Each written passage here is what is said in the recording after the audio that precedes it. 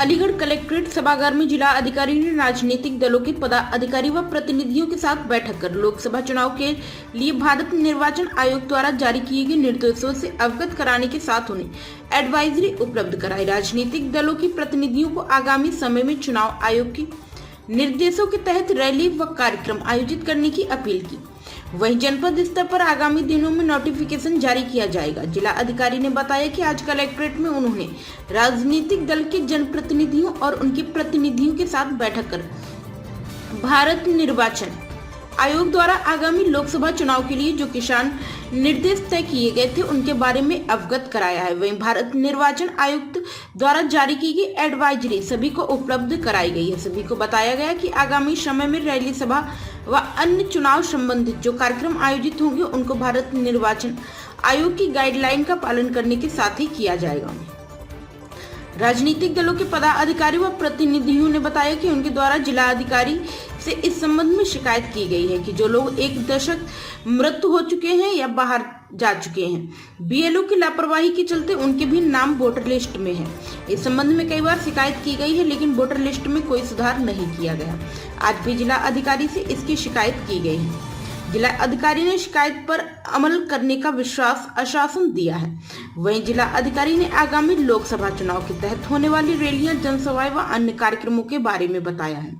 भारत निर्वाचन आयोग की गाइडलाइन का पालन करने हेतु इन कार्यक्रमों को आयोजित किया जाए। जिला अधिकारी ने निर्वाचन नियमावली के बाद में एक बैठक रखी गई थी। क्या दिशा निर्देश दिए उन्होंने लोकसभा चुनाव को लेकर? जो जिला निर्वाचन आयोग के जो दिशा निर्देश चुनाव को लेकर के हैं, तो आज जिलाधिकारी के माध्यम से तमाम राजनीतिक पार्टी के लोगों को बुला करके उन्होंने इंस्ट्रक्शन दिया है कि भाई आप गाड़ी पर कितना बड़ा झंडा रखेंगे, सभा करेंगे तो उसमें कितने लोग होने चाहिए, सभा में झंडा कै बाई कै का होना चाहिए, या कोई भी आप कार्यक्रम मीटिंग जुलूस निकालते हैं तो उसमें आप उसको परमिशन लेंगे। तो उन्होंने अपने तरीके से जो भी आयोग के डायरेक्शन हैं उन्होंने हमको बताई। तो हमने भी अपनी बात बहुत दमदारी से कही कि भाई जो किसी प्रकार से चुनाव निष्पक्ष हो, किसी भी वोटर पर कोई दबाव न हो, और जो गांव देहात में पोलिंग बूथ की दूरी काफ़ी लंबी दूर है, तो प्रशासन ने उन वोटरों को ले जाने की क्या व्यवस्था की है।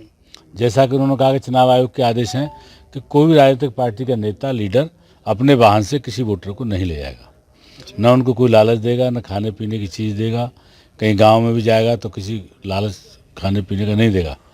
तो फिर हमने भी बात रखी कि आप निष्पक्ष चुनाव कराना चाहते हैं तो उनको ले जाने की क्या व्यवस्था है, वोटर की ले जाने की। हाँ, दूसरी बात, एक बहुत इम्पोर्टेंट बात हमने कही है डीएम साहब से कि क्या चुनाव आयोग का कोई डायरेक्शन है कि पुलिस पहचान पत्र को, आई कार्ड को चेक करे। आई कार्ड चेक करने के नाम पर पुलिस इतना भयभीत कर देती है कि वोटर वहाँ वोट डालने से कतराता है। जैसा कि आजमगढ़ में हुआ, रामपुर के चुनाव में हुआ कि वहाँ बड़ी तरह से पुलिस ने बर्बरता करी और वोटर इतना भयभीत हो गया, तमाम महिलाओं को लठाया गया। उन्होंने कहा कि ऐसा किसी प्रकार से कुछ नहीं होगा। केवल पुलिस को मात्र जब भी चुनाव होता है, लोकसभा का आम चुनाव, तो वहाँ जो फोर्स भेजी जाती है वो फोर्स लोकल नहीं होती, बाहर की कंपनी आएंगी, बाहर की फोर्स भेजी जाएगी, उसका किसी राजनीतिक पार्टी को लेना देना नहीं होता है। और हम भरोसा देते हैं कि किसी प्रकार से पीठासीन अधिकारी चेक करेगा, पीठासीन अधिकारी केवल चेक करेगा वही, और वो अंदर तक, वही अधिकृत है, वही अंदर तक जाएगा वोटर। मेरा नाम मुकेश चंद्रा, जिलाध्यक्ष बहुजन समाज पार्टी, और हम पूरी दमदारी से ये चुनाव लड़ने जा रहे हैं। अपने अकेले दम पर चुनाव लड़ेंगे और जीतेंगे भी। तो डीएम की बैठक में आपने क्या अपना? मेरा नाम उदयवीर सिंह लोधी है और मैं भाजपा का प्रतिनिधि हूँ। और बैठक में आज जो महत्वपूर्ण बैठक हुई थी चुनावों से संबंधित, ये जो वोटर लिस्ट है उसमें बीएलओ के द्वारा ढंग से देखभाल न करना और 8-8, 10-10 साल जो मृत्यु हो गई है उनके भी वोट आ रहे हैं, तो वो परसेंटेज हमारा डाउन रहता है। और जो छोड़ कर चले जाते हैं क्षेत्र को, वो भी उसमें एंट्री है वोटर लिस्ट में, तो वो वोट नहीं डाल पाते, तो हमारा जो परसेंटेज है वो नीचे डाउन होता है। तो मृतकों के नाम भी हैं? मृतकों के नाम भी है। तो डीएम साहब को आपने बताया, क्या कहा? उन्होंने कहा हम जरूर दिखवाएंगे। अच्छा, मैं पहले से भी जानकारी देता रहा हूँ कि भाई, और डुप्लीकेट वोट भी हैं, तो मतलब प्रशासन द्वारा कार्रवाई नहीं की गई है इस पर? अभी तक कोई कार्रवाई नहीं की है, लेकिन ये हो सकता है अब मेरे पत्रक के जाने के बाद कार्रवाई करें। मृतकों की कितनी लिस्ट है उसमें? 50 50 से अधिक लोग हैं। 50 से अधिक लोग हैं और भाग संख्या 14 में है 30 मृतक। मतलब अलग अलग भागों में संख्या है मृतक? अलग अलग भागों में हर जो भाग संख्या है या वोटर लिस्ट है हमारी, उसमें हर एक में ऐसे 30-40 लगभग ऐसे ही मिल जाएंगे।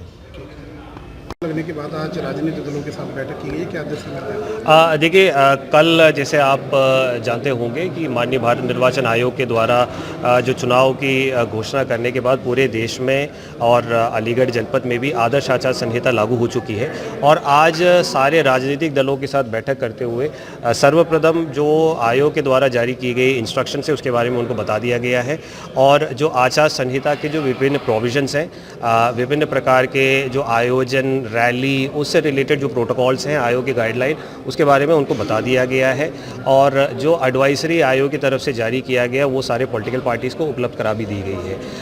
आगे जाकर के भी विभिन्न स्टेजेस में, जैसे अभी आगे जाकर के 28 तारीख को जनपद में नोटिफिकेशन होगा। नोटिफिकेशन से पहले भी जो विभिन्न प्रकार के जो कैंडिडेट और कैंडिडेट नामांकन के दौरान जो पालन करने वाले जो नियम हैं उसके बारे में भी और इलेक्शन कैंपेनिंग के दौरान और इलेक्शन के दिन जो अलग अलग जो डायरेक्शंस हैं उसके बारे में भी समय समय पर पॉलिटिकल पार्टीज़ को बैठक करके उनके संबंध में सूचित किया जाएगा ताकि किसी प्रकार का एमसीसी के वायलेशंस ना हो।